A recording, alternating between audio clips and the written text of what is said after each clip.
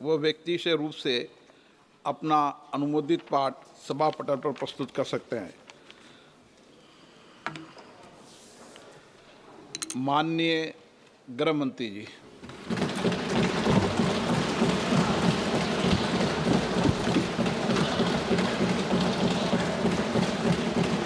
सम्माननीय अध्यक्ष जी,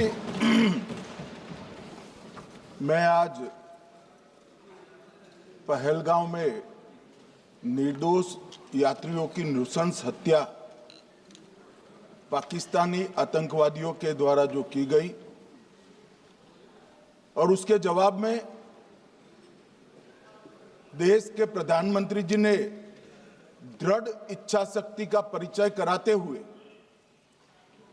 ऑपरेशन सिंदूर की सेना को परमिशन दी और हमारे वीर जवानों ने सटीकता बहादुरी के साथ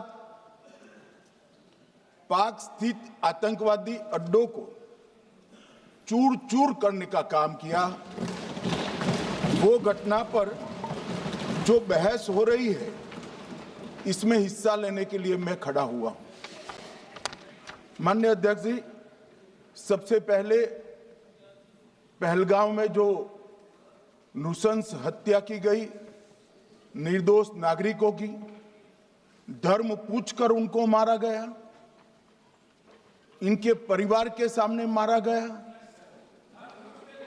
और बड़ी बर्बरता के साथ ये हत्याएं की गई, इसकी मैं घोर निंदा करता हूं और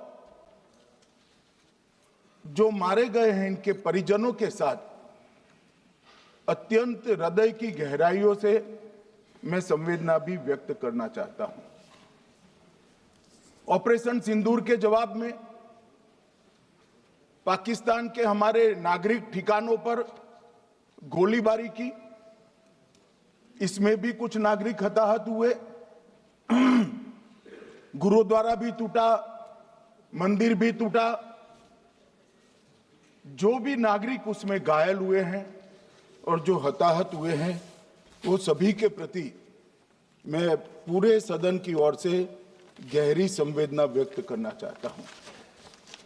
माननीय अध्यक्ष जी, कल से यहां पर पक्ष और विपक्ष दोनों की चर्चा चल रही है और स्वाभाविक है, जब इस तरह की नृशंस घटना घटे देश में, तब इस पर मुक्त चर्चा भी होनी चाहिए, चिंतन भी होना चाहिए, आगे न हो इसकी व्यवस्था की भी चिंता होनी चाहिए। माननीय अध्यक्ष जी, मैं विषय पर आने से पहले आपके माध्यम से सदन को और सदन के माध्यम से पूरे देश को ऑपरेशन महादेव जो कल एक हुआ है, इसकी जानकारी देना चाहता हूं। माननीय अध्यक्ष जी, कल ऑपरेशन महादेव में सुलेमान उर्फे फैजल जट, अफगान और जिब्रान, 3 आतंकवादी सेना, सीआरपीएफ और जम्मू कश्मीर पुलिस के संयुक्त अभियान में ऑपरेशन महादेव में मारे गए और माननीय अध्यक्ष जी, ये जो सुलेमान है, ए श्रेणी का लश्कर तोयबा का कमांडर था। पहलगाम हमले में और गगनगिर आतंकी हमले में वो लिप्त था। इसके ढेर सारे सबूत हमारी एजेंसियों के पास है। अफगान ए श्रेणी का लश्कर तैयबा का आतंकवादी था और जिब्रान भी ए ग्रेड आतंकवादी था। और माननीय अध्यक्ष जी, मैं सदन को और सदन के माध्यम से पूरे देश को बताना चाहता हूं, जिन्होंने बैसरन घाटी में हमारे प्रवासियों को, नागरिकों को मारा था, ये तीनों आतंकवादी ये थे और तीनों मारे गए।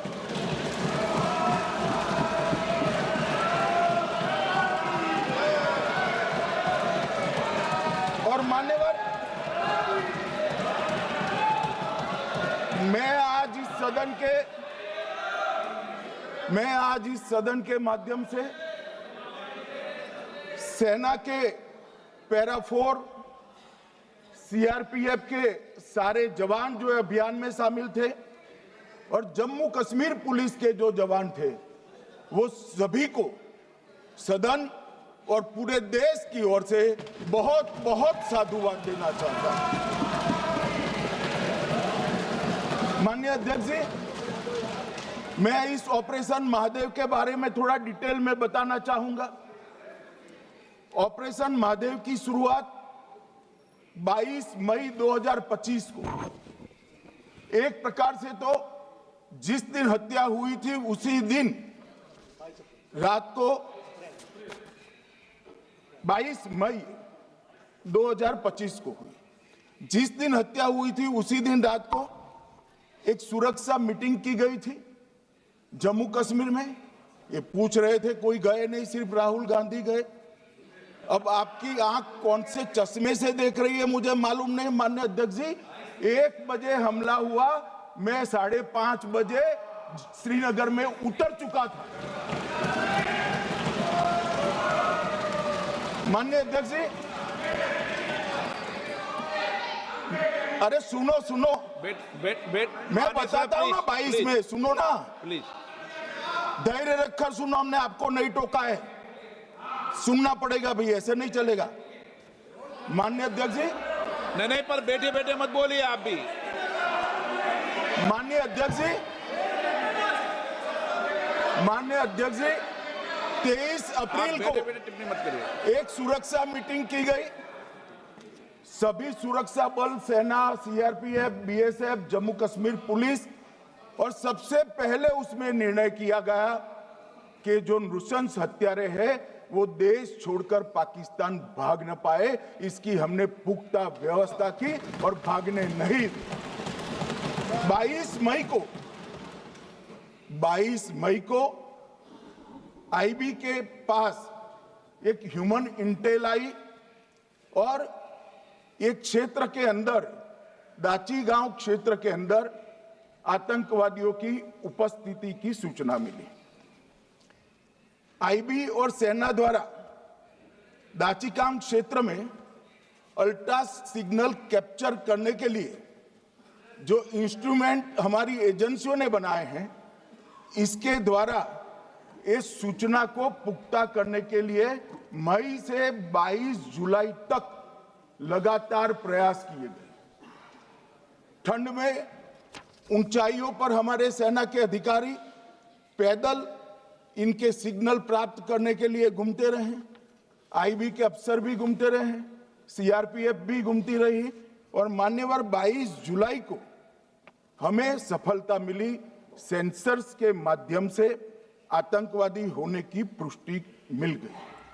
तब 4 पैरा जो हमारी सेना का एक हिस्सा है, उसकी नेतृत्व में 4 पैरा के जवान, सीआरपीएफ के जवान और जम्मू कश्मीर पुलिस के जवान मान्यवर एक साथ ये आतंकवादियों को घेरने का काम किया।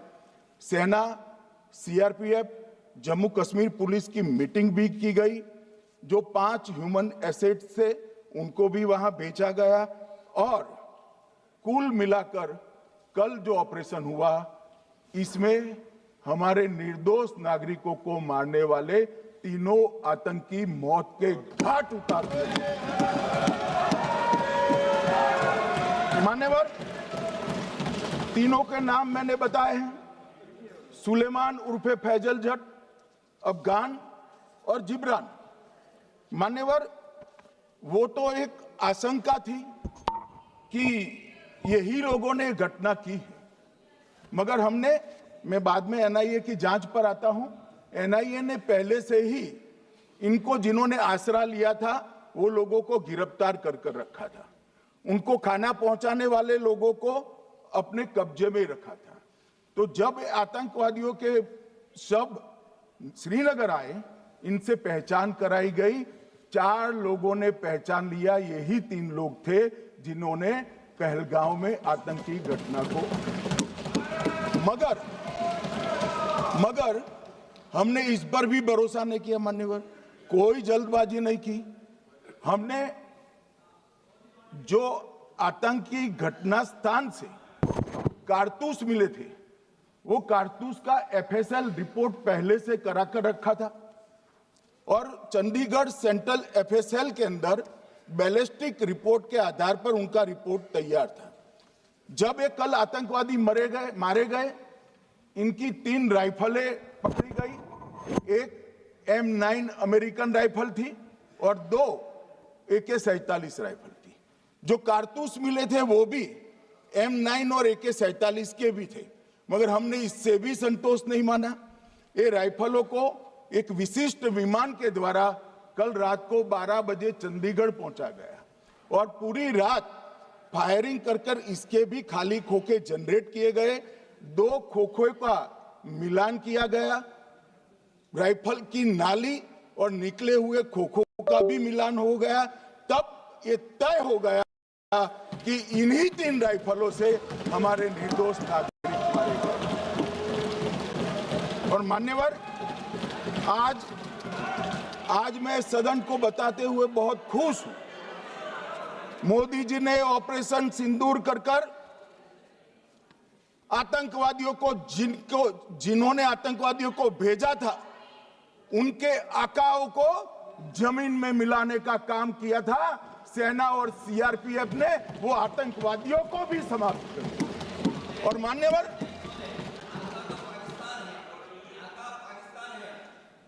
कौन पाकिस्तान से आपकी बात होती है क्या? अरे बैठ जाओ भाई।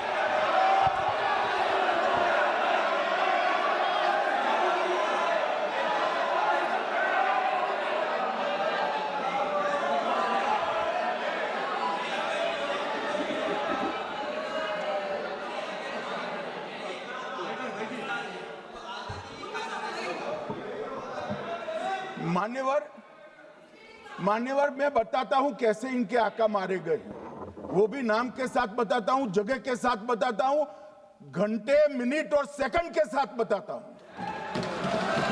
मान्यवर, मैं तो अपेक्षा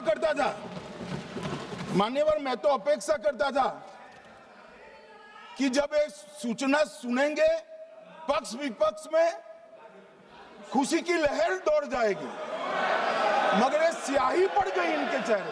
ये क्या है मान्यवर? किस तरह की पॉलिटिक्स है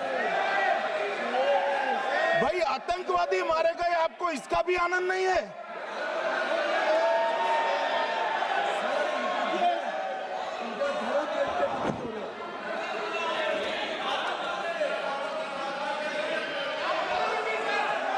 अखिलेश जी बैठ जाइए, मेरा पूरा जवाब सुनिए, आपका सब जवाब आ जाएगा।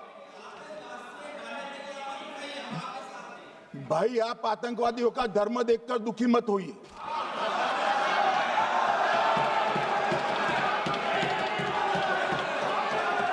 अखिलेश बैठ जाइए यार।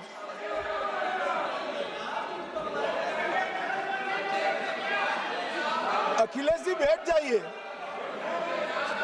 मान्यवर, किसी को संशय रखने की जरूरत नहीं है। बैलिस्टिक रिपोर्ट मेरे पास है, मेरे हाथ में है और 6 वैज्ञानिकों ने इसको क्रॉस चेक किया है।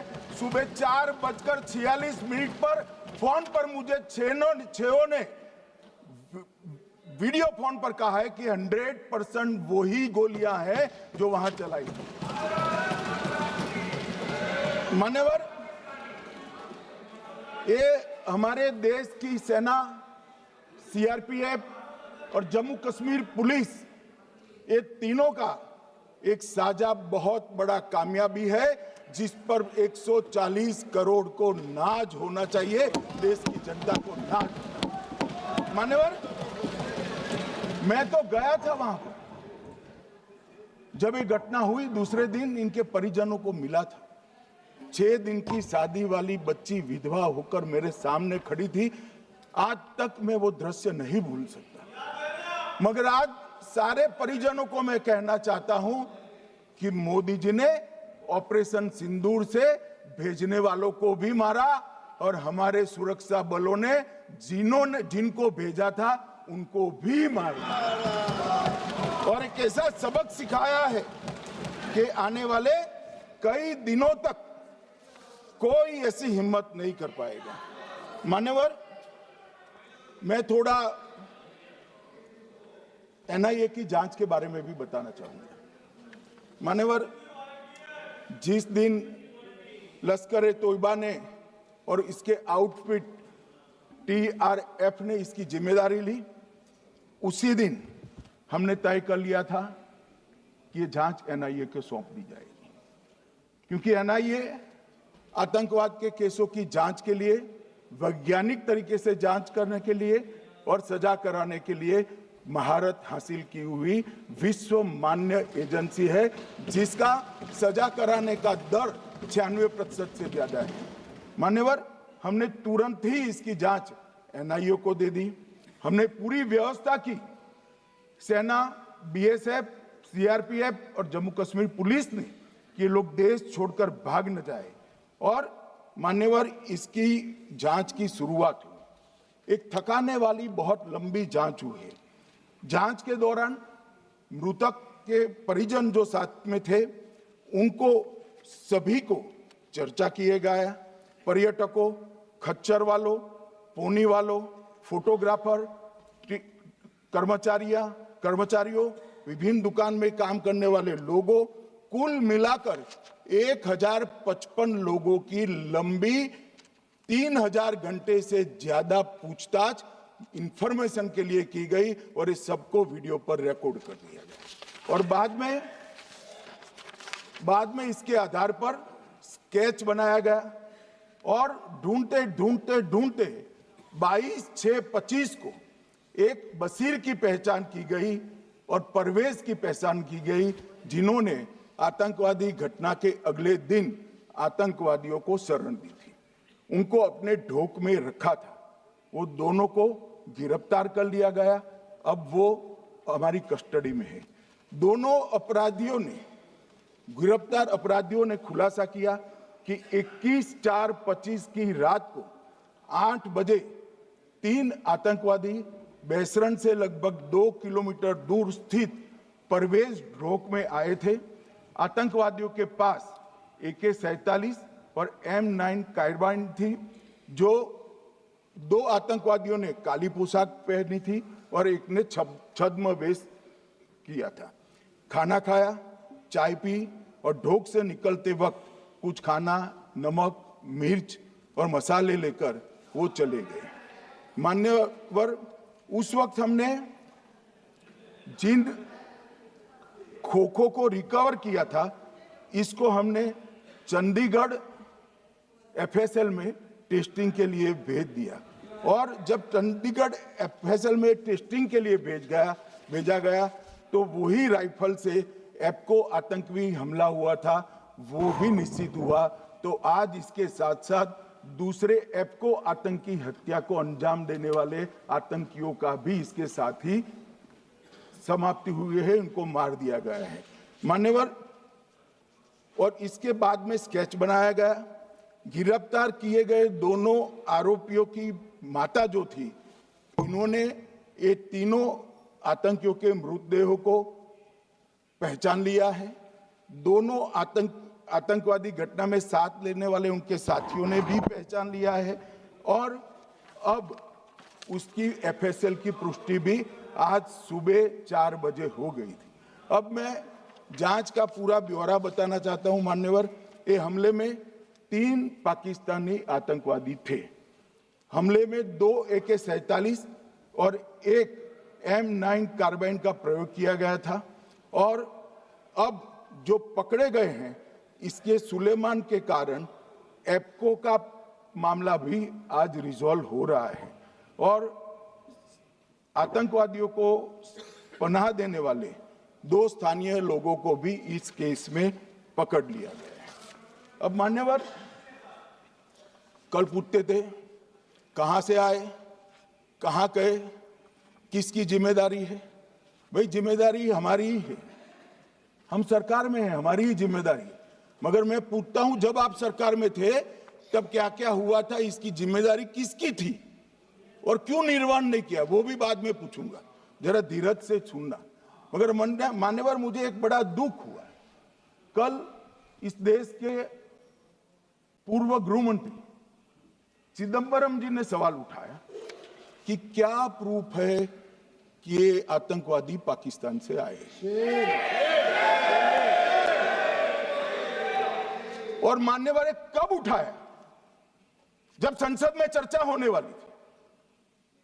क्या कहना चाहते हैं चिदंबरम साहब? किसको बचाना चाहते हैं?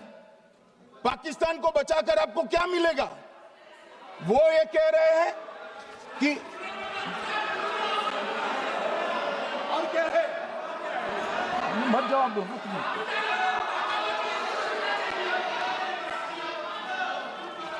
मान्यवर हमारे पास, मैं आज चिदंबरम साहब को कहना चाहता हूं, मैं आज चिदंबरम साहब को आपके माध्यम से कहना चाहता हूं, हमारे पास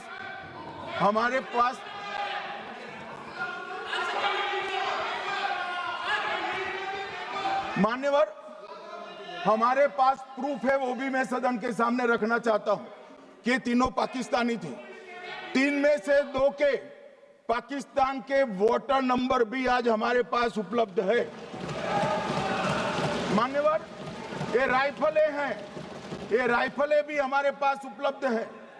इनके पास से जो चॉकलेटें मिली हैं, वो चॉकलेटें ढोक में से मिली, वो भी पाकिस्तान की बनाई हुई चॉकलेट है। मान्यवर ये कहते हैं कि पाकिस्तानी नहीं थे, इसका मतलब पूरी दुनिया के सामने इस देश का एक पूर्व गृह मंत्री पाकिस्तान को क्लीन चिट दे रहा है।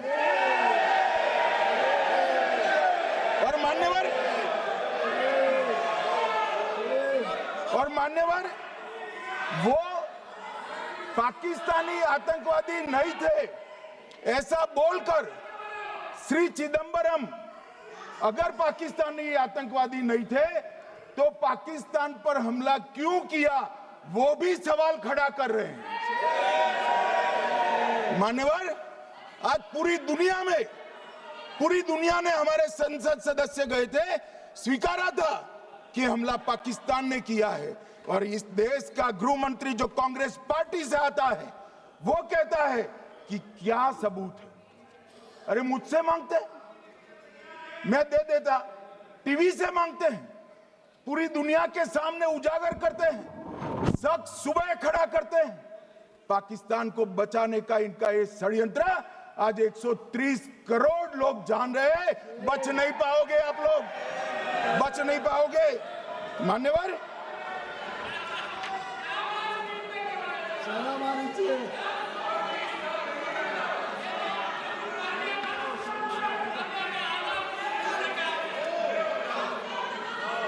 मान्यवर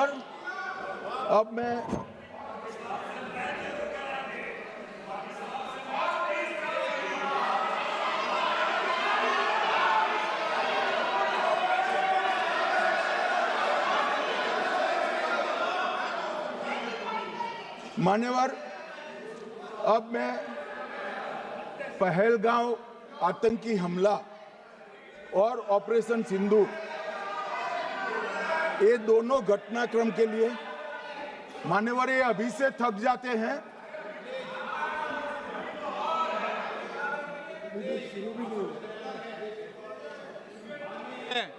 प्लीज रेडी।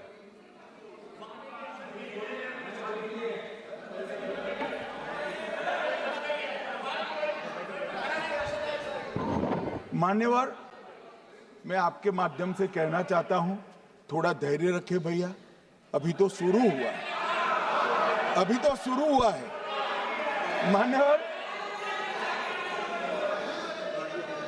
मैं पहलगांव आतंकी हमला और ऑपरेशन सिंदूर के बारे में पूरा घटनाक्रम बताना चाहता हूं। कल ढेर सारे सवाल उठाए, वैसे तो मुझे लगता था कि कल रक्षा मंत्री जी के भाषण के बाद शायद कांग्रेस पार्टी सपोर्ट में भाषण देना शुरू करेगी, और अगर थोड़ी बहुत जनता की इच्छा की परख होती तो वो ही करते, मगर नहीं करा, क्योंकि रक्षा मंत्री जी ने बहुत बारीकी से ऑपरेशन सिंदूर की सफलता, इसकी जरूरियात, इसकी प्रासंगिकता और इसके परिणाम, इसके बारे में बहुत अच्छे तरीके से सदन के माध्यम से पूरी देश की जनता के सामने रखा जाए। मगर फिर भी उन्होंने बहुत सारे सवाल किए। अब सवाल किए हैं तो मुझे जवाब देना भी पड़ेगा, उनको सुनना भी पड़ेगा। मान्यवर, मैं पूरा घटनाक्रम बताना चाहता हूं। मान्यवर, 22 अप्रैल को पहलगाम में आतंकवादी हमला हुआ। इसमें 26 लोग मारे गए, 25 भारतीय और 1 नेपाली नागरिक। हमने उसी वक्त मैं श्रीनगर जाने के लिए निकल गया। रात को ही सुरक्षा बलों की मीटिंग कर ये भाग न पाए इसकी व्यवस्था की। माननीय मोदी जी ने 23 और 30 अप्रैल को सीसीएस की मीटिंग चेयर की। ये कह रहे हैं, मैं आज बताना चाहता हूं कि सीसीएस की 23 अप्रैल की मीटिंग में क्या हुआ। सबसे पहला कांग्रेस पार्टी का ब्लंडर था सिंधु जल संधि, इसको स्थगित करने का काम नरेंद्र मोदी जी ने किया। हमने अटारी के माध्यम से एकीकृत जांच चौकी जो चलती थी उसको बंद कर दिया। पाकिस्तानी नागरिकों के सार्क वीजा को सस्पेंड कर सभी को वापस पाकिस्तान भेजने का काम किया। पाकिस्तान स्थित उच्चायोग ने रक्षा, सैन्य, नौसेना के सलाहकारों को अवांछनीय व्यक्ति घोषित किया। संख्या को 55 से घटाकर 30 किया और सीसीएस ने ये संकल्प लिया कि जहां पर भी ये आतंकवादी छुपे हैं उनको और उनकी ट्रेनिंग करने वाले अड्डों को सेना, पुलिस, सीआरपीएफ, बीएसएफ उचित जवाब देगी। मान्यवर, जिस तारीख को ये हुआ उसी दिन ये निर्णय हो चुका। मान्यवर, इसके बाद में कल गोगाई जी कहते थे मोदी जी 24 को पहलगाम जाने की जगह बिहार गए। सुनो यार। मान्यवर, मोदी जी जब ये पहलगाम घटना हुई यहां नहीं थे, विदेश में थे। आने के बाद तुरंत सीसीएस बैठक की और मोदी जी जिस दिन बिहार गए उस दिन पहलगाम में कुछ नहीं, कोई नहीं था, सिर्फ राहुल गांधी थे। सारे लोग चले गए थे, सारे लोग वहां से अपने अपने ठिकाने पर चले गए थे। मगर इन्होंने एक बात कही, उस पर मेरी आपत्ति है। मान्यवर, उन्होंने कहा 24 अप्रैल को चुनावी भाषण किया। मान्यवर, देश का नेतृत्व करने वाले देश के प्रधानमंत्री की फर्ज होती है कि देश की संप्रभुता पर, देश के नागरिकों पर अगर ऐसा जघन्य हमला होता है तो जनता की भावनाओं के अनुरूप जवाब देना चाहिए। मान्यवर, मैं आज आपकी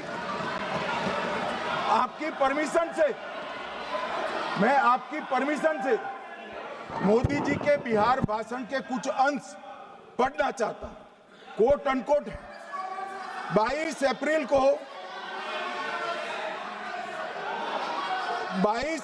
को पहलगाम का यह हमला केवल निहत्थे पर्यटकों पर नहीं बल्कि पूरे भारत की आत्मा पर एक दुस्साहसपूर्ण प्रहार है। आतंकवाद के प्रति दृढ़ और कड़ा रुख, आतंकियों और इसके हमले की साजिश रखने वालों की कल्पना से भी बढ़कर उनको सजा दी जाए। मान्यवर, महत्वपूर्ण है आतंकियों और इसकी साजिश रचने वाले दोनों को। आतंकियों की बची खुची जमीन भी मिट्टी में मिलाने का समय आ गया है। 140 करोड़ भारतीय इस बात के लिए एकजुट है कि आतंक के आकाओं की कमर तोड़ दी जाएगी। भारत हरेक आतंकवादी और उनके समर्थकों की पहचान करेगा, उनका पता लगाएगा और उन्हें दंडित करेगा। आतंकवाद कभी भी भारत की आत्मा नहीं तोड़ पाएगा। न्याय सुनिश्चित करने का मैं हर संभव प्रयास करूंगा। अनकोट अब इसमें किसी को चुनावी भाषण दिखाई पड़ता है तो उसकी समझ शक्ति पर बहुत सारे सवालिया निशान लग जाते हैं। ये चुनावी भाषण नहीं है, आतंकवाद के खिलाफ लड़ने का 140 करोड़ भारतीयों का प्रतिघोष है जो मोदी जी ने वहां दिया। इनको चुनावी भाषण दिखाई पड़ता है। जैसे चश्मे होते हैं ऐसी ही दृष्टि होती है। मान्यवर, इसके बाद 30 अप्रैल को मान्यवर 30 अप्रैल को सीसीएस की बैठक हुई, पहले 23 को हुई थी। उसमें सशस्त्र बलों को पूर्ण ऑपरेशन की फ्रीडम दे दी गई। प्रधानमंत्री मोदी जी ने सीसीएस की उपस्थिति में रक्षा मंत्री, एनएसए और सेनाओं के प्रमुख के साथ बैठकर पूर्ण ऑपरेशनल फ्रीडम देने का काम किया और इसके बाद ये ऑपरेशन सिंदूर हुआ। मान्यवर, ऑपरेशन सिंदूर 7 मई को रात को 1:04 से 4 मिनट से 1:24 तक चला। उसमें पाकिस्तान के 9 आतंकी ठिकानों को ध्वस्त कर दिया और पूरी दुनिया ने इसके दृश्य देखे। साहब, इससे बड़ा संयमित हमला नहीं हो सकता। आजकल दुनिया में युद्ध चल रहे हैं, हम देख रहे हैं, बच्चे मर रहे हैं, महिलाएं मर रही, निर्दोष मर रहे। हमने 9 आतंकी अड्डों को समाप्त किया, परंतु एक भी सिविलियन नहीं मारा गया, केवल और केवल आतंकी मारे गए।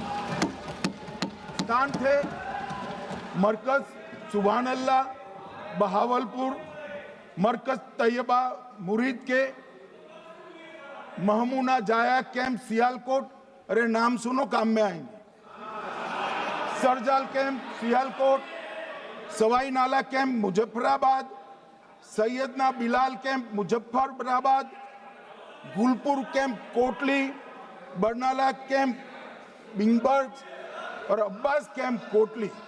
मान्यवर, सर्जिकल स्ट्राइक और एयर स्ट्राइक में हमने पाक ऑक्यूपाई कश्मीर में ही हमला किया, एक प्रकार से भारत के हिस्से पर ही हमला किया। पाक ऑक्यूपाई कश्मीर हमारा ही, तो हमने तो हमारे हिस्से में हमला किया। मगर इस बार 100 किलोमीटर अंदर घुसकर पाकिस्तान की भूमि पर आतंकवादियों को तबाह करने का काम। और मान्यवर, ये आतंकी के ठिकानों पर हमला हुआ, इसमें मारा कौन गया? हाफिज मोहम्मद जमील जैसे मोहम्मद के प्रमुख मौलाना मसूद अजहर के बहनोई, मुदस्सर खादियान मरकज तैयबा मुरीद का प्रमुख, याकूब मलिक जेएम पदाधिकारी, मोहम्मद हमसा जमील जेएम ऑपरेटिव, मोहम्मद यूसुफ अजहर गंभीर रूप से घायल था फिर मारा गया, जैसे मोहम्मद का आमिर मोहम्मद हसन खान गंभीर रूप से घायल था फिर मारा गया, जेएम ऑपरेटिव मोहम्मद हसन गंभीर रूप से घायल हुआ, अब्दुल मलिक, खालिद अबू अक्स और नोएम मलिक, इनका कोई पता ठिकाना नहीं। और मान्यवर, ये पूछते थे मुझे कल कि पहलगांव के दोषी कहां गए, वो पहलगांव के दोषी कहां गए? ये जो मैंने, अरे सुनो ना यार, ये जो 10 मैंने नाम पढ़े हैं, इसमें से 8 ये चिदम्बरम एंड कंपनी के समय में आतंकवादी घटना घटाने वाले लोगों को नरेंद्र मोदी जी ने मारा। ये हमें पूछते हैं कहां गए? अरे भाई, आपके समय में जो छुप गए थे उनको चुन चुन कर हमारी सेना ने समाप्त कर दिया है। और ये 10 नहीं, कल राजनाथ जी घबराते बोले हैं, अब ऑथेंटिक शब्द का है, मैं बढ़ा नहीं सकता, मगर कम से कम 100 लोगों को हमारी सेना ने समाप्त, 100 से अधिक लोगों को हमारी सेना ने समाप्त करने का काम। मान्यवर, और इस पर भी गर्व नहीं कर सकते आप, इस पर भी गर्व नहीं कर सकते।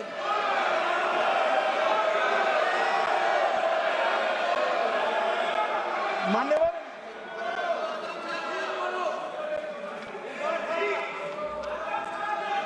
मान्यवर 7 मई को 1:26 पर 22 मिनट पर ये हमारा काम समाप्त हो गया। हमारे डीजीएमओ ने उनके डीजीएमओ को बता दिया कि भाई हमने आतंकवादी हमलों पर स्थानों पर सिर्फ हमला किया है, इनके हेडक्वार्टर पर हमला किया है, जो हमारा आत्मरक्षा का अधिकार है। पूरी दुनिया इसको एक्नॉलेज करती है। ऐसा नहीं हो सकता है मनमोहन सिंह के समय की तरह कि वो आकर मारेंगे और हम चुपचाप बैठे रहेंगे और जाकर चर्चा करेंगे। ये नरेंद्र मोदी सरकार, ऐसा नहीं हो सकता। डोजियर भेजते रहेंगे।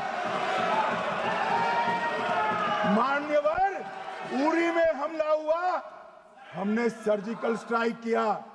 पहलगाम में हमला हुआ, एयर स्ट्राइक करा, और अरे पुलवामा में हुआ, एयर स्ट्राइक करा, और पहलगाम में हमला किया। 100 किलोमीटर अंदर जाकर 9 अड्डों और 100 से ज्यादा आतंकवादी को समाप्त। मान्यवर,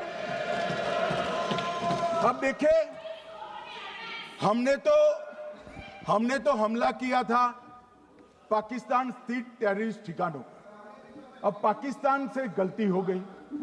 टेररिस्ट ठिकानों पर जो हमला किया था उसको वो अपने पर का हमला मान बैठे और पूरी दुनिया में कहते थे कि हमारा टेररिज्म से कोई लेन देन नहीं है।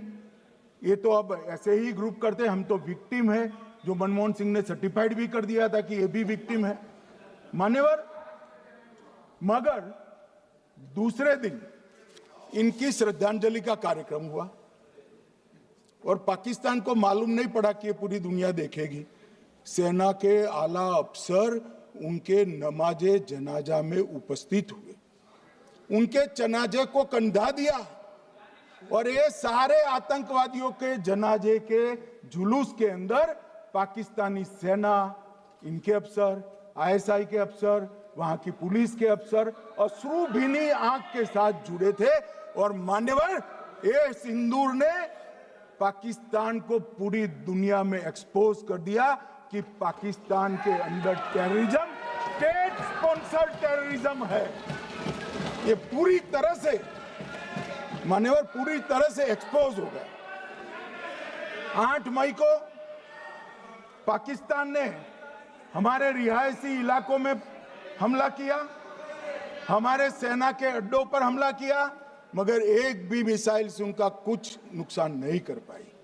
बहुत नजदीक से की हुई गोलाबारी के कारण हमारे एक गुरुद्वारा टूटा, एक मंदिर टूटा, कुछ हमारे नागरिक हताहत हुए। और दूसरे दिन 9 मई को मोदी जी ने सेना को हुक्म दिया, एक मीटिंग करी, राजनाथ जी, मोदी जी, एनएसए, सेना के सारे अध्यक्ष, और जवाब देने का तय किया और उनके 11 एयरबेस को क्षतिग्रस्त करने का काम किया। मान्यवर, 8 एयरबेस इतने सटीक तरीके से तोड़े गए, पाकिस्तान की पूरी एयर डिफेंस सिस्टम धरी की धरी रहेगी, कुछ नहीं कर पाई। नूर खान चकलाला एयरबेस तोड़ दिया गया, मुरीद तोड़ दिया गया, सुगुर्दा तोड़ दिया गया, रफीकी तोड़ दिया गया, रहीम यार खान तोड़ दिया गया, जकोबाबाद तोड़ दिया गया, सुक्कुर और भोलारी भी तोड़ दिए। और सुक्कुर, लाहौर, अरिफवाला, चुनेन, जकोकाबाद और नया चोर, ये 6 रडार सिस्टम भी उनके पूरी तरह से ध्वस्त कर दिए। 2 surface to air guided weapon Lahore और ओकारा में इनका जखीरा भी समाप्त कर दिया गया। और मान्यवर, ये हर चीज में पॉलिटिक्स करते हैं, हर चीज में। जब उन्होंने हमारे रिहायशी इलाकों पर हमला किया, फिर भी हमने इनके रिहायशी इलाकों पर हमला नहीं किया, सिर्फ इनके एयरबेस और एयर डिफेंस सिस्टम को निशाना बनाया और उनकी आक्रमण करने की क्षमता को पंगु कर रख दिया। हमारी पूरी सेना, पूरी वायुसेना, पूरी नौसेना अक्षुण्ण थी और उनकी हमला करने की क्षमता को हमने छिन्न विछिन्न कर दिया। पाकिस्तान के पास शरण में आने के अलावा और कोई चारा ही नहीं था। इसलिए मान्यवर, इसलिए 10 मई को डीजीएमओ ने, पाकिस्तान के डीजीएमओ ने भारत के डीजीएमओ को फोन किया और 5 बजे हमने इस संघर्ष को विराम किया। अब मान्यवर,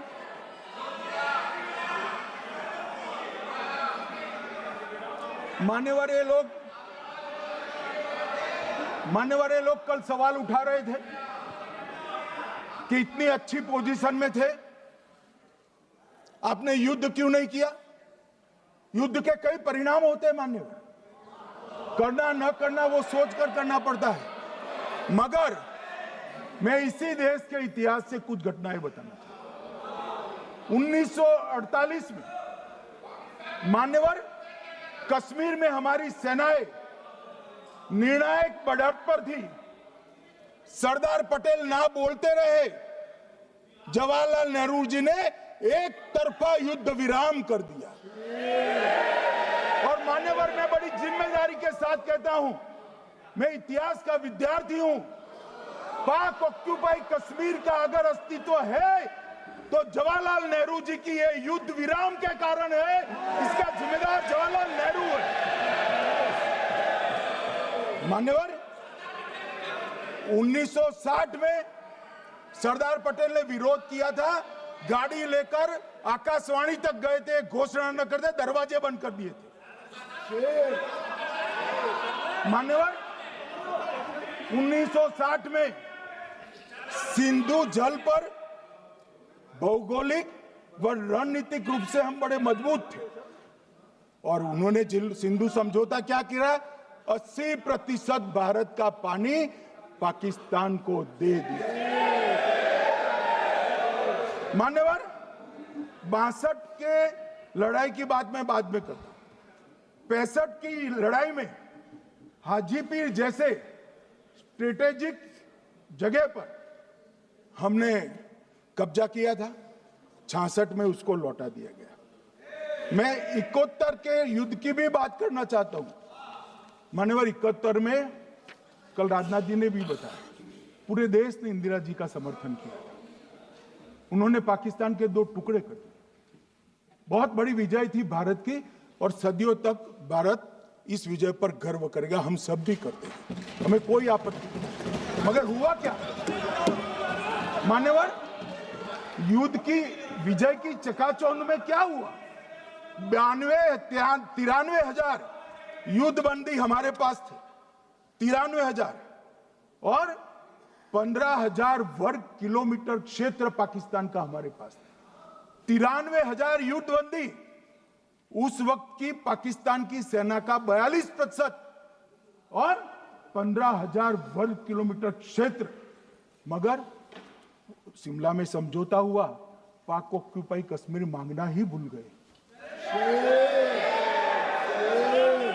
अगर उस वक्त पाक ऑक्यूपाई कश्मीर मांग लेते, न रहेगा बांस, न बजती बांसुरी। ये कैंप तोड़ने की जरूरत न पड़ती साहब आपको, हमको। मान्यवर, इतना ही नहीं, पाक ऑक्यूपाई कश्मीर तो नहीं लिया, मांगना ही भूल गए। 15,000 वर्ग किलोमीटर की जीती हुई भूमि भी वापस दे दी। तय हुआ था पाकिस्तानी नरसंहार के लिए युद्ध अपराध न्यायाधिकरण बनेगा, नहीं बना। सेना ने पूर्वी पाकिस्तान में नरसंहार किया था। 195 पाकिस्तानी अधिकारियों पर मुकदमा चढ़ना था। भुट्टो अपने साथ इंदिरा जी के सामने से छुड़ा कर ले गए। जनरल मानेक शॉ का एक कोट अनकोट कहता हूं, जनरल मानेक शॉ का, जो एक प्रकार से आर्किटेक्ट माने जाते हैं बांग्लादेश विजय के, इन्होंने कहा कि भुट्टो ने भारत के नेतृत्व को मूर्ख बनाया। अब जो शब्द है, मैं आप कोट अनकोट है, इसमें मेरा कुछ नहीं है, ये लोग गुस्सा न हो सकते। I told her into bracket Indira Gandhi, Indira ji को कहा, that he into bracket Bhutto के लिए, he has made monkey out of you. समझ में आता है? ये फील्ड मार्शल साहब ने कहा है, मान्यवर, और ये हमें सिखा रहे हैं, ये नहीं किया, वो नहीं किया, फलाना नहीं किया, ठिकाना नहीं किया। अरे भाई, आप तो पाकिस्तान को क्लीन चिट दे रहे हो कि पाकिस्तान ने हमला ही नहीं किया है। क्या अधिकार है आपको पूछने का? कोई अधिकार नहीं है साहब। देखिए क्या होता है। मैंने कहा पाकिस्तान को क्लीन चिट दे रहे हो, तो कनी मोदी जी कह रही है कि नहीं, हम नहीं दे रहे हैं। कनी मोदी जी, माननीय अध्यक्ष जी, आपके माध्यम से मैं कनी मोदी को बताना चाहता हूं, माननीय सदस्य जी को, कि वो कह रही है हमने नहीं दिया, मगर जिसके साथ बैठते हो उसका दोस्त तो आपके सर पर आएगा ना। चिदंबरम जी कर रहे हैं, आपके राज्य से है, कांग्रेस के प्रमुख नेता है। देश के पूर्व गृह मंत्री कह रहे हैं कि पाकिस्तान ने आतंकवादी नहीं भेजे थे। क्या क्लीन चिट देना चाहते? किसी को अधिकार नहीं है साहब यहां आतंकवाद पर बोलने का, किसी को अधिकार नहीं। मान्यवर, मैं अब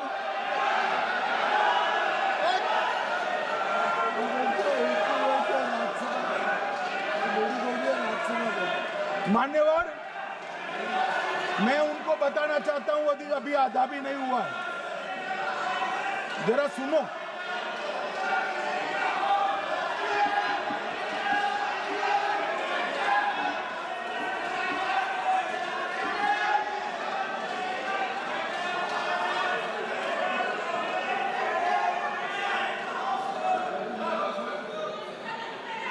मान्यवर, 62 के चिन्ह में क्या हुआ, 62 के युद्ध में क्या हुआ? मान्य, ये अभी कल कुछ कांग्रेस के सदस्य चीन का सवाल पूछ रहे थे। मैं आज पूछना चाहता हूं, 62 के युद्ध में क्या हुआ? 38,000 वर्ग मीटर, पूरा सदन ध्यान से सुने, 38,000 वर्ग मीटर अक्साई चीन का हिस्सा चीन को दे दिया गया। और वर्ग किलोमीटर ही बोला, वर्ग किलोमीटर। और मान्यवर, ऐसी ही चर्चा उस वक्त सदन में हुई। मैं तो बड़ी गंभीरता से जवाब दे रहा हूं, मुझे बोलने नहीं देते। जवाहरलाल नेहरू जी ने क्या कहा? वहां घास का एक तिनका भी नहीं उगता है, वो जगह को क्या करे। तो एक संसद सदस्य ने, नेहरू जी का सर मेरे जैसा था, महावीर प्रसाद त्यागी जी ने कहा कि आपके सर पर भी एक बाल नहीं, वो चीन बेच दे क्या? मान्यवर इस तरह से जवाब देते थे, नॉन सीरियस टाइप के जवाब। और कल गोगोई जी बड़ा बड़ा उछल उछल कर बोल रहे थे। अरे गोगोई जी, आपको मालूम है उन्होंने चीन के बारे में, आसाम के बारे में क्या क्या था? आसाम को आकाशवाणी पर बाय बाय कह दिया था। रिकॉर्डिंग है, रिकॉर्डिंग है।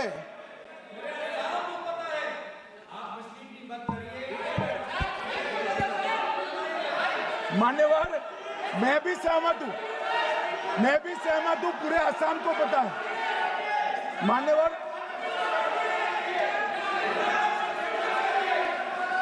मान्यवर,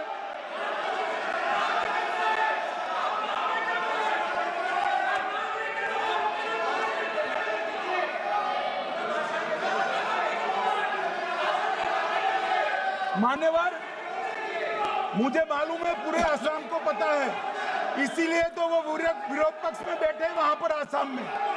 पूरे आसाम को पता है। और मान्यवर,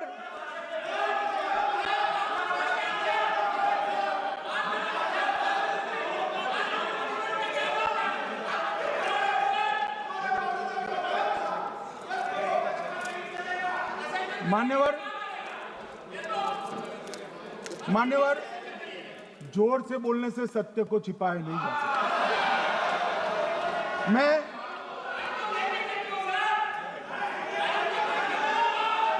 मान्यवर, मैं selected works of Jawaharlal Nehru series volume 29 पृष्ठ 231 पर से एक जवाहरलाल नेहरू जी के पत्र को कोट करना चाहता हूं।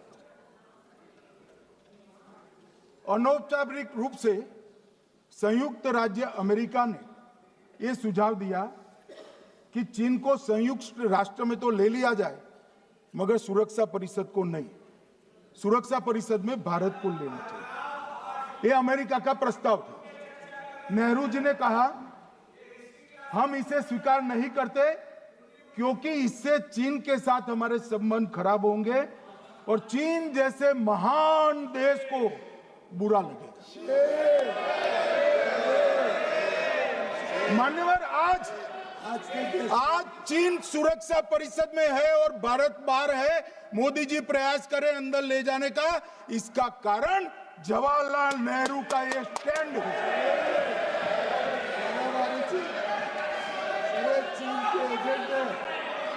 और मान्यवर, ये तो पीढ़ी दर पीढ़ी चलता आ रहा है। राजीव गांधी फाउंडेशन ने चीन के साथ एमओयू कर दिया।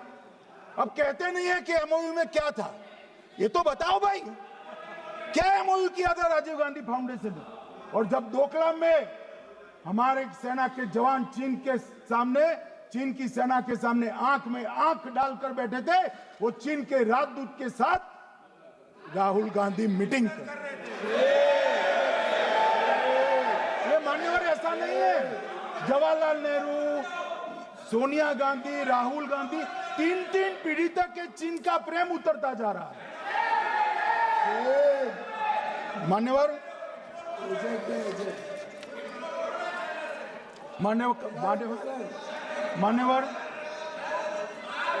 मैं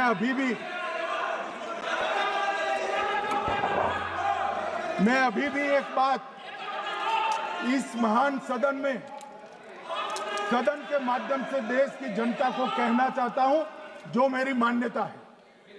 ये सारी आतंकवाद की जड़ पाकिस्तान है और पाकिस्तान कांग्रेस पार्टी की भूल है।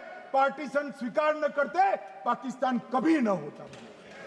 इन्होंने पार्टीशन को स्वीकार कर देश को तोड़ा है।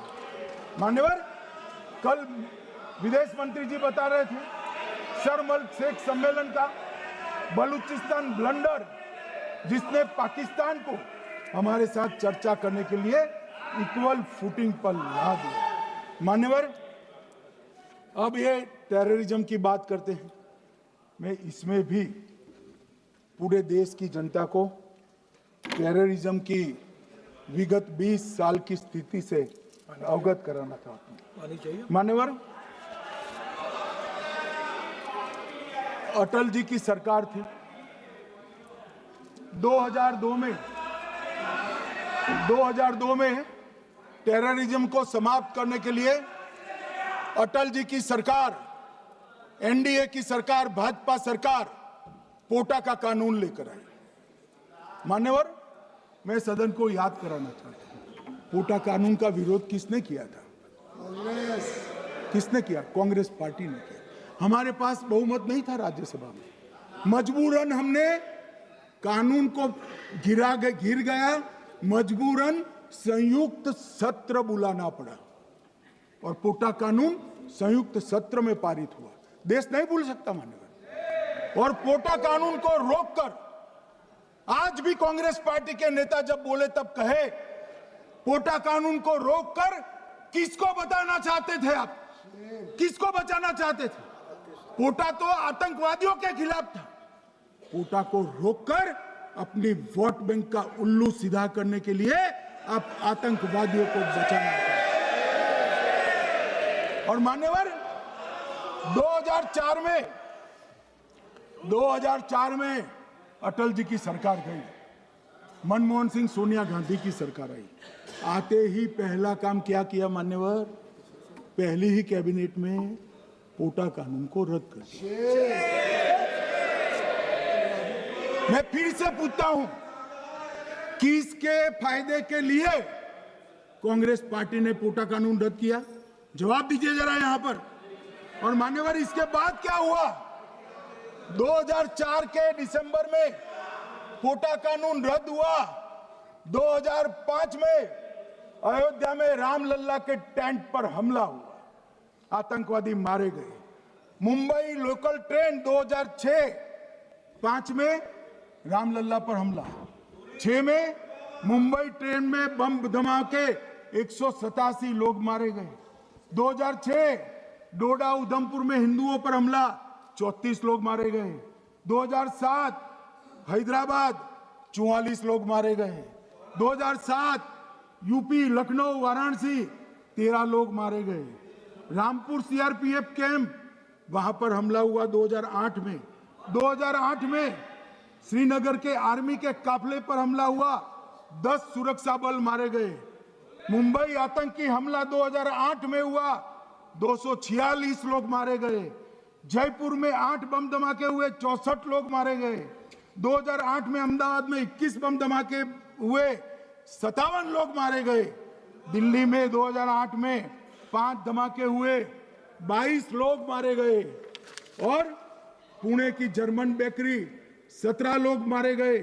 वाराणसी में 10 में धमाका हुआ, 11 में मुंबई में 3 धमाके हुए, 27 लोग मारे गए। अब मैं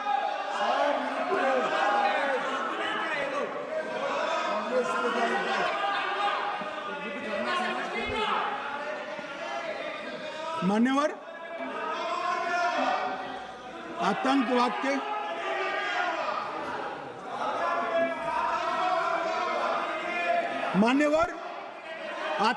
के खिलाफ लड़ाई होती, कभी वो हमला करते हैं, मगर सवाल ये है कि इन्होंने 5 से 11 के बीच में 27 जघन्य हमले किए, 1000 के करीब लोग मारे गए। आपने क्या किया? क्या किया आपने? जवाब दीजिए, क्या किया?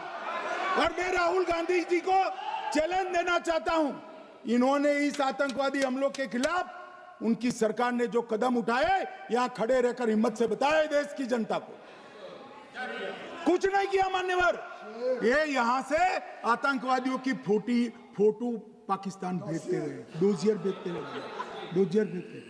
और मान्यवर ये कहते हैं कि आपके समय में भी हमले हुए। मैं उनको अंतर समझाना चाहता हूं, वो देख नहीं पा रहे। मान्यवर, हमारे समय में जो भी आतंकवादी घटना हुई, पाक प्रेरित और कश्मीर सेंट्रिक हुई। देश के हिस्से में 2014 से 2025 तक एक भी घटना नहीं हुई है मान्यवर। ये नरेंद्र मोदी सरकार है मान्यवर। और कश्मीर में भी आज स्थिति ऐसी हुई है, उनको पाकिस्तान से आतंकवादी भेजने पड़ते हैं। कश्मीर में आतंकवादी अब हमारे नहीं बनते हैं मान्यवर। और मैं सलमान खुर्शीद जी को भी याद करना चाहता हूं। एक बार मैंने बड़े सवेरे में नाश्ता करता था, टीवी पर उनको रोते हुए देखा। मुझे लगा क्या हुआ, कोई बड़ी घटना हो गई। तो रोते रोते वो श्रीमती सोनिया गांधी के घर से बाहर आ गए कि बाटला हाउस की घटना देखकर सोनिया जी फूट कर रो पड़ी। अरे रोना था तो शहीद मोहन शर्मा के लिए रोते, बाटला हाउस के आतंकवादियों के लिए रोना आता है। और मान्यवर, हमें पूछते हैं कि आपने क्या किया। कोई अधिकार नहीं है पूछने का, कोई अधिकार नहीं है मान्यवर। और ये हमें पूछते थे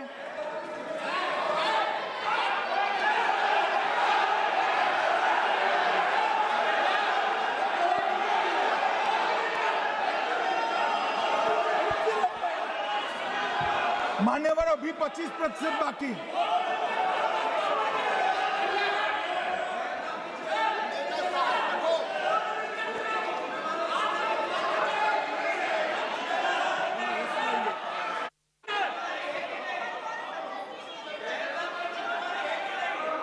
बैठिए, जवाब दे रहे हैं ना आपका, जवाब दे रहे हैं आपका। पहलगांव के बाद जो घटनाक्रम घटित, उसका जवाब दे दिया ना माननीय गृह मंत्री जी ने। आपने पूछा आतंकवादियों क्या हुआ, आतंकवादियों का जवाब दे दिया। क्या पूछना चाहते हैं आप? आपने हर सवाल पूछा, हर सवाल जवाब सुनिए। माननीय गृह मंत्री जी।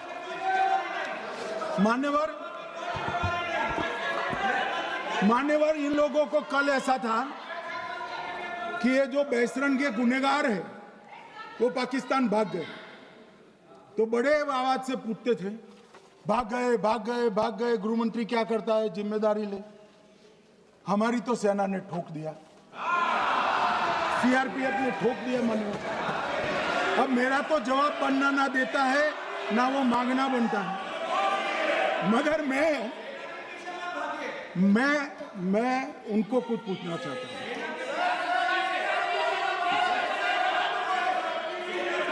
मान्यवर,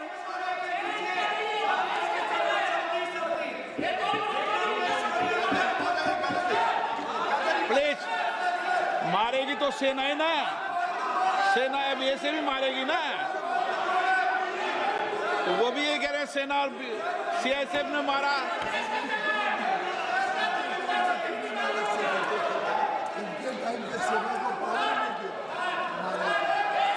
मान्यवर, ये कहते हैं, साहब इसको बिठाओ जरा।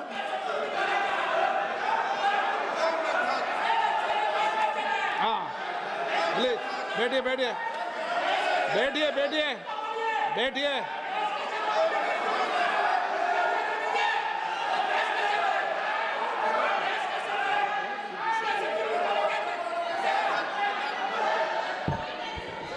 सबको मान्यवर, ये लोग मुद्दा उठाना चाहते हैं तो जरूर उठाए। मैं आज सुबह ही सलमान खुर्शीद जी का वो इंटरव्यू मेरे मोबाइल में रिजर्व कर आया हूं। आप जब भी कहोगे ये पूरे टीवी पर बताने के लिए मैं तैयार हूं। सेव कर आया हूं। इनकी इच्छा है तो कल एक समय तय करिए, यहां बता दीजिए चारों टीवी में, और देश की जनता भी देख ले।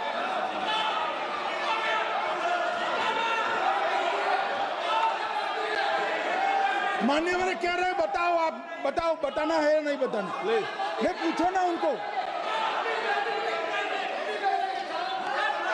Please please.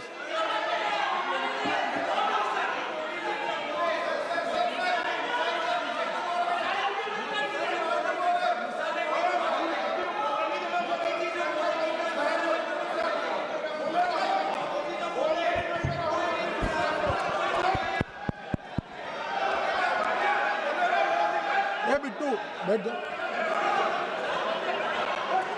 मान्यवर, ये पूछ रहे थे कि क्यों भाग गए। अब मेरा समय काफी जाया गया, मैं जरा संक्षिप्त में कहता हूं, घटनाओं पर नहीं जाऊं। दाऊद इब्राहिम कासकर 1986 में भागा, श्री राजीव गांधी की सरकार। सैयद सलाउद्दीन 93 में भागा, कांग्रेस की सरकार। टाइगर मेमन 93 में भागा, कांग्रेस की सरकार। अनीस इब्राहिम कासकर 93 में भागा, इनकी सरकार। रियाज भटकल 2007 में भागा, इनकी सरकार। इकबाल भटकर 2010 में भागा, इनकी सरकार। मिर्जा सादा बेग 2009 में भागा, इनकी सरकार। अब मान्यवर, मेरा तो जवाब मांग लिया, हमारे सुरक्षा बलों ने मेरा जवाब भी दे दिया, अब राहुल गांधी इसका जवाब दे।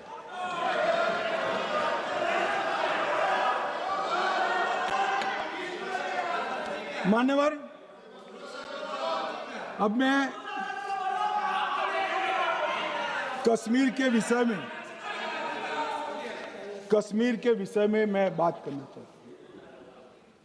कल कहते थे कि गृह मंत्री ने भाषण किया था कि 370 की कलम जाएगी तो आतंकवाद कम हो जाएगा। क्या हुआ? मान्यवर, मेरा हिसाब देना बनता है। हम भारतीय जनता पार्टी के कार्यकर्ता हैं, ये नरेंद्र मोदी जी की सरकार है, हम जवाबदेह होते हैं जनता के प्रति, संसद के प्रति और देश के हितों के प्रति। मैं आज देश की जनता के सामने 2004 से 14 और 2015 से 25 10-10 साल का लेखा जोखा रखना चाहता हूं। 2004 से 14 में अखंड सोनिया मनमोहन की सरकार थी 10 साल की, और 15 से 25 अखंड रूप से नरेंद्र मोदी जी की सरकार। कश्मीर में टेरर इंसिडेंट 7,217 हुए थे 2004 से 14 में। 70% की कमी के साथ 2150 हो गए 1525। नागरिकों की मृत्यु 2004 से 14 में 1770 हुई, 2015 से 25 में कम होकर 357 हो गई, 80% की कमी। सिक्योरिटी फोर्सेस की मृत्यु 1060 हो गई उस वक्त, और हमारे समय में 542 हुई, और टेररिस्टों की मृत्यु में 123% की वृद्धि हुई। ये हमें पूछ रहे हैं क्या हुआ? आंकड़े से भाग नहीं सकते भाई, आंकड़े से भाग नहीं सकते। और अब मैं कहता हूं कि धारा 370 ने कश्मीर में आतंकवादी इकोसिस्टम को नष्ट कर दिया है, जिस धारा 370 को आपने इतने साल तक बचा कर। हमने जीरो टेरर प्लान बनाया है, एरिया डोमिनेशन प्लान बनाया है, मल्टी लेवल डिप्लॉयमेंट किया है, सुरक्षा जेलें बनाई हैं, 98% ट्रायल अब वीडियो पर हो रहे हैं। हमने संचार साधन बसाए हैं और 702 फोन विक्रेता जेल में डाले, 2667 सिम कार्ड बन गए। हमने, एक जमाना था साहब 10-10 हजार लोगों के जनाजे निकलते थे, पूरे देश ने घटनाएं देखी होगी, बुरहान वानी मर गए, फला मर गए, ढिका मर गए, 10-10 हजार। अब जो मारा जाता है उसको वही दफना दिया जाता है। किसी भी आतंकवादी को उसका महिमा मंडन करने के लिए जनाजे की इजाजत नरेंद्र मोदी के शासन में नहीं। मान्यवर, आतंकवादियों के सगे वाले और समर्थक चुन चुन कर हमने नौकरियों से निकाले, पासपोर्ट रद्द कर दिए हैं, गवर्नमेंट कॉन्ट्रैक्ट रद्द कर दिए हैं, 75 से ज्यादा आतंकी समर्थकों को कोर्ट से ऑर्डर लेकर सरकार से बर्खास्त कर दिया गया है। बार काउंसिल उनके समर्थकों से भरी थी, सस्पेंड कर नया लोकप्रिय चुनाव हमने कराया है। मान्यवर, कई संगठन बैन करे, मैं बाद में बताता हूं। विशेष यूएपीए अदालतें बनाई हैं, लगभग मार्च 22 से 25 के बीच में यूएपीए के 2267 मामले हमने जब्त किए हैं, दर्ज किए हैं, 374 कुर्की किए हैं। और परिणाम क्या है मान्यवर? ये पूछ रहे हैं परिणाम क्या है? शुतुरमुख वृत्ति से अगर मिट्टी में सर रखकर बैठोगे तो कुछ नहीं, सूर्य भी नहीं दिखेगा। मान्यवर, परिणाम आया है। पहले ऑर्गेनाइज्ड टाउन पेल्टिंग साल की 2654 होती थी एवरेज इनकेस में। कितनी मान्यवर? 2654 पथराव होते हैं, 2024 में 0 हो गया। मान्यवर, ऑर्गेनाइज हड़ताल पाकिस्तान से ऐलान करते थे, घाटी बंद रहती थी। पाकिस्तान की भी हिम्मत नहीं है, घाटी में भी हिम्मत नहीं है। इनके समय में साल में 132 दिन घाटी बंद रहती थी, अब ऑर्गेनाइज हड़ताल 3 साल से 0 है। मान्यवर, टाउन पेल्टिंग में नागरिकों की मृत्यु हर साल 112 होती थी, 3 साल से नागरिकों की मृत्यु 0 है। मान्यवर, जख्मी होते थे 6235 लोग टाउन पेल्टिंग में, आज 0। मान्यवर, आज मैं बताता हूं, एक समय में हुर्रियत के नेताओं को यहां वीआईपी ट्रीटमेंट मिलती थी,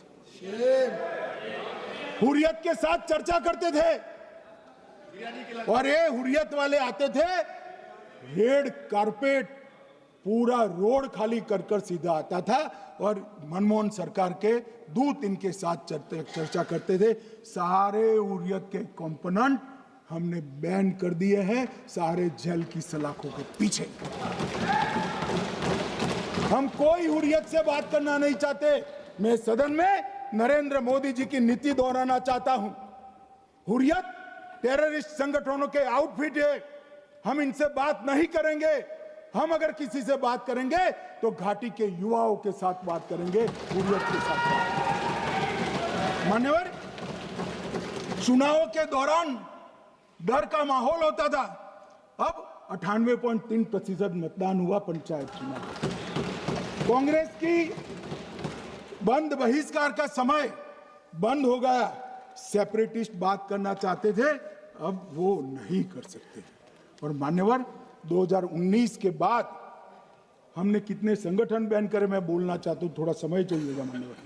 the TRF, people's anti fascist front, Tehreek ul Mujahideen, Jamaat ul Mujahideen Bangladesh Hindustan, Jammu Kashmir Ghaznavi force, Khalistan tiger force, Hizb ut Tahrir, जमाते इस्लामी, जो जमाते इस्लामी ने पूरे पाकिस्तान के अंदर एक प्रकार से अलगाववाद का जहर घोला, वो जमाते इस्लामी आज बंद कर दिया गया। Jammu Kashmir liberation front, Jammu Kashmir democratic freedom party, Muslim league Jammu Kashmir, Tehreek Hurriyat, Muslim conference सुमजी गुट, Jammu Kashmir national front, Jammu Kashmir people's freedom league, Jammu Kashmir people's league, Jammu Kashmir Ittehadul Muslimeen Awami action committee, Sikh for justice और पॉपुलर फ्रंट ऑफ इंडिया को भी हमने बैन किया।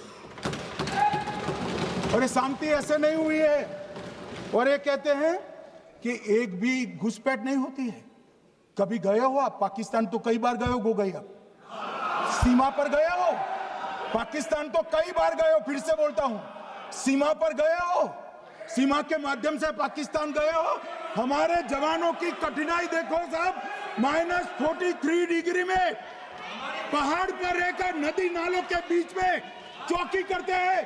कोई घुस गए तो क्या हुआ? कोई घुस गया, वो बचेगा नहीं।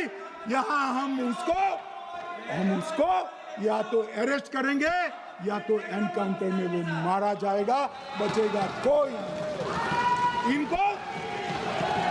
इनको सीमा की भौगोलिक कठिनाइयां मालूम नहीं। वहां मान्यवर कई नदी नाले हैं, वेग से पानी आता है, -46 डिग्री टेम्परेचर है, नीचे सुरंगें बनाते हैं। और ये तो ऐसे कह रहे हैं घुस गए। अरे भाई, आपके मन में तो, आपके समय में तो घुसने की जरूरत ही नहीं थी। आप बुलाते थे वीजा देकर, क्यों घुसेंगे? घुसने की जरूरत ही, जैसे आप पाकिस्तान जाते हो वैसे वो यहाँ आते।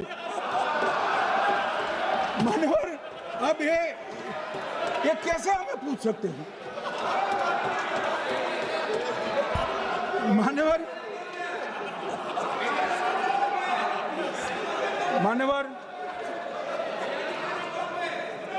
मैं समझ रहा हूं, मान्यवर मैं समझ रहा हूं, पोटा का विरोध करने वाले को नरेंद्र मोदी की आतंकवादी विरोधी नीति नहीं पसंद आई। मैं समझ रहा हूं, पोटा रद्द करने वाले को नरेंद्र मोदी जी की एंटी टेरर नीति पसंद नहीं आई। मैं समझ रहा हूं, टेररिस्टों का बचाव कर वोट बैंक बनाने वालों को कोई नीति पसंद नहीं आएगी। मानवर, इसका विरोधी होना है। परंतु मैं आज एक बात यहाँ सदन के सामने आपके माध्यम से सदन को और दुनिया को बताना चाहता हूँ। मानवर, ये नरेंद्र मोदी सरकार है, टेररिज्म के खिलाफ हमारी जीरो टॉलरेंस की नीति है, ऑफर है, और हम विजयी हो। और मान्यवर, मैं फिर से अंत में ऑपरेशन महादेव में जुड़े हुए सेना, CRPF और जम्मू कश्मीर पुलिस के सभी जवानों को 2 हाथ जोड़कर प्रणाम कर बहुत बहुत साधुवाद।